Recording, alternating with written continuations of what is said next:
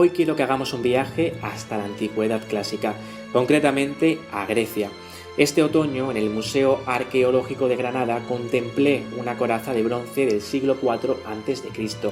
Esta coraza reproduce el esquema anatómico del cuerpo desnudo del hombre. Lo más impactante de esta armadura es la belleza que desprende. Modelada sobre una lámina de bronce, fue hallada bajo el mar, en la bahía de Almuñécar. También visité el Museo de Málaga y lo que más me gustó fue ver la tumba del guerrero, hallada en la ciudad. Se trata de una tumba de un hombre griego y lo más asombroso fue ver el casco minuciosamente decorado de bronce que perteneció a este militar. Leí que los arqueólogos confirmaron que se trataba de un hombre de 40 años con una condición física imponente. El cuerpo masculino desnudo se resaltaba en la cultura griega. La forma y la belleza eran idolatradas. Esta educación física era el pilar de la formación militar. La lengua griega no estableció términos distintos entre la homosexualidad y la heterosexualidad, y no se ha encontrado ninguna mención de discriminación o preocupación urgente hacia la identidad sexual, y por lo tanto se desconocía qué era el declararse gay. La forma en que descubrí mejor la cultura griega fue a través del libro Memorias de Adriano, de Margarit Yourcenar.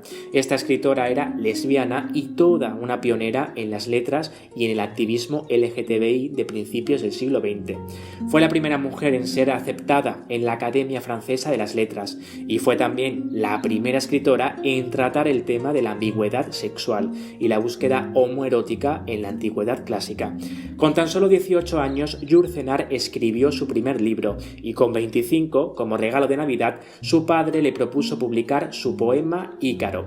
Su propósito principal fue reinterpretar los mitos de la Grecia antigua y adaptarlos a la vida moderna. Margarit Yourcenar, a finales de los años 20, inició una relación con la escritora Grace Fricks, la cual se prolongó durante 40 años, y por ello también pudo emigrar de Europa a comienzos de la Segunda Guerra Mundial para instalarse en Estados Unidos. Margarit comenzó a trabajar en Nueva York dando clases de francés en un colegio y fue en 1950 cuando publicó Las Memorias de Adriano, su obra más importante y también fundamental para la literatura del siglo XX. Fue en Nueva York en donde conoció a Isabel García Lorca, la hermana pequeña del poeta, con quien entabló una amistad. Tanto fue que Margarit viajó hasta Granada para conocer el posible lugar en donde asesinaron al poeta y fue la primera persona que intentó buscar su cuerpo.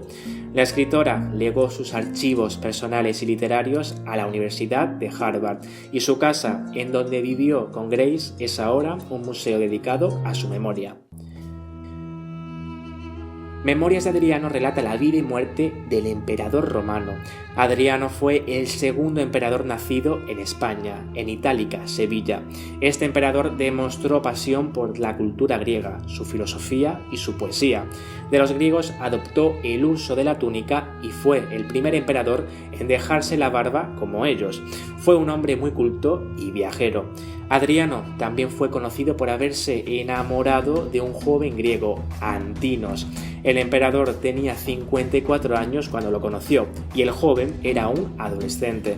Antinos estaba preparado para trabajar en la corte y se hizo inseparable del emperador, acompañándolo incluso en sus viajes. Fue en uno de estos, en Egipto, cuando, en extrañas circunstancias, Antino, que estaba a punto de cumplir 21 años, fue encontrado ahogado en el río Nilo.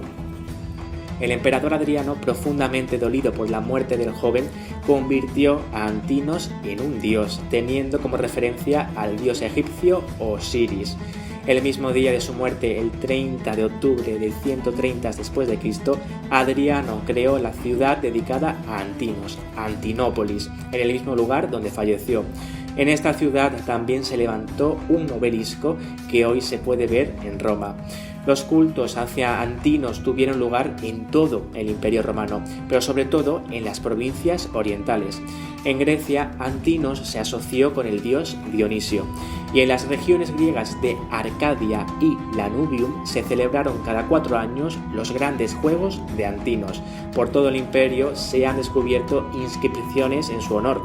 Aparte de las innumerables estatuas que se crearon del joven, algo muy importante es que también se acuñaron acuñaron monedas con el rostro del difunto. Esto fue todo un hito, ya que en las monedas solo aparecían los emperadores o sus esposas. Como anécdota, cabe mencionar la expresión tirar la toalla, que significa rendirse.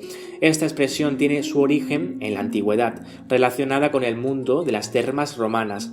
Estas termas eran un lugar de encuentro en donde se debatían asuntos políticos o se iba para encontrar el amor de los más jóvenes de la ciudad.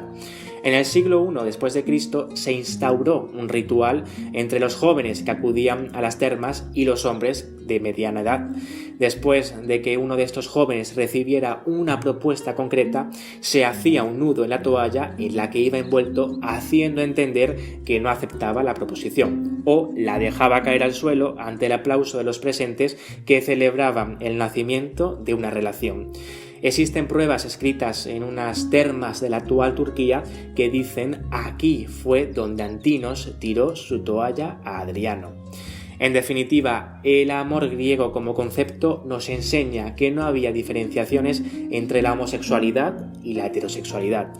Precisamente Marguerite Yourcenar realiza esta reflexión en su novela Alexis o el Tratado del Inútil Combate. Esta obra cuenta la vida de Alexis, un músico que describe mediante cartas el sufrimiento de su vida, ya que es homosexual, y se lo cuenta mediante estas misivas a su esposa. En esta obra, Marguerite Yourcenar realiza la siguiente reflexión: ¿cómo puede un término científico explicar una vida?